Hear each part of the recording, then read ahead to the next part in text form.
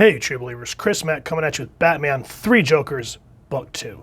We went over Book 1 a while back, and then I just got busy and totally forgot about this series, which to me is a blessing in disguise because it gave it some time for this to age. Because I remember when I read the Book 1 the first time, I didn't really care all that much. But going back now and reading it in its entirety, I really do appreciate what Jeff Johns was trying to do. So let's talk about who made this book real quick. This is Jeff Jones, writer, Jason Fabuk, illustrator, Brad Anderson, colorist, Rob Lay, letterer, and then here's everyone else working on the book. And then, of course, Batman was created by Bill Finger with Bob Kane.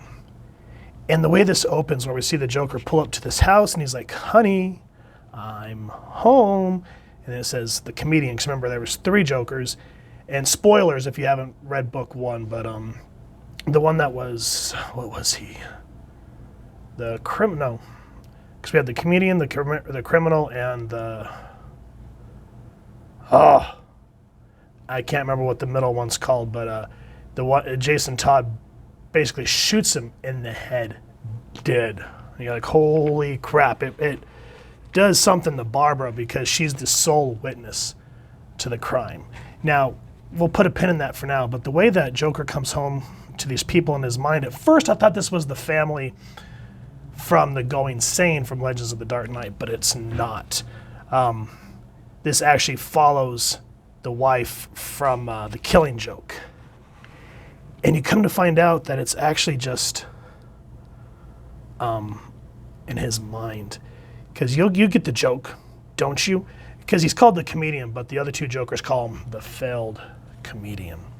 And I like how it goes from him seemingly in this happy memory to eating Fuzzy Feast, which is supposed to be Fancy Feast. He's like, I was having dinner with whom? And this is the criminal. Myself. You're wasting time coming back here. And you come to find out that the one that's called the criminal, he's very meticulous, and he actually explains that it hurts when he laughs. This is supposed to kind of represent the Golden Age Joker leading into the Denny O'Neil era. And you see that the quote-unquote wife the comedian's having dinner with is, what do you call it, a mannequin, and the criminal's pissed. He's like, there's no one else but the Batman. It was your idea to let him know that they're our little secret, to give him a trail to follow to make it more fun. Now one of us is dead. And so while this is happening, Barbara and Batman are going back and forth on what to do about Jason. And I like how Gordon's basically saying that the Red Hood's a criminal. He goes, he's not a criminal, Jim. And Barbara says, yes, he is. And this is where she goes to explain what happened in the Book 1. And she's like, what are we going to do? And he's like, there's nothing we can really do right now but focus on the job. Because if we turn him in, then you're going to have to unmask being the only witness. And so Barbara's torn on what to do about this. Because Jason is now a legit murderer. And Batman's kind of letting him be that.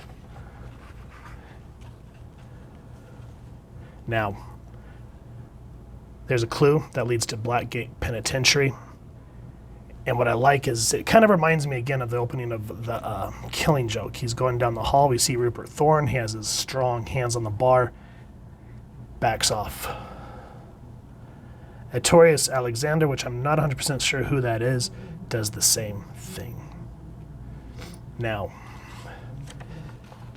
whose cell he goes to visit hits big, and it's kind of a key point of this whole book. And I don't want to give that away. But yeah, it really causes some tension in Batman along with what's happened with Jason. Speaking of Jason, he ends up getting captured. And I like how the criminal is saying that rebirths come in forms of 3. So he's talking about how he came back to from the dead, became the Red Hood. He goes, your next logical step is the Joker. And I like how they put his helmet on him to kind of express what they want to do. So you come to find out that these Jokers are wanting to make a better Joker for Batman. That's kind of like the whole overarching theme of this book. And here they're saying a joke. We left you with brain damage and permanent nerve damage. Physical and emotional trauma so severe that the only relief you ever find is when you inflict pain on others. You and me, boy, we're more alike than you care to admit. And here, the criminal says, we're hoping it might have been you. It would have made so much sense. First you're Red Hood, then you're the Joker. But that's not in the cards. And so, history repeats again. And I like how Red Hood says, you better make sure I stay dead this time. And it's hard to watch again. And so Bruce and Barbara are desperately trying to find him, and eventually do. And I like how they actually make Jason vulnerable. He goes, Jason, don't touch me. You're the Red Hood first, and then you become the Joker. He's like, are you all right? Am I all right? What do you think, Bruce? You did this to me. You put me on this path.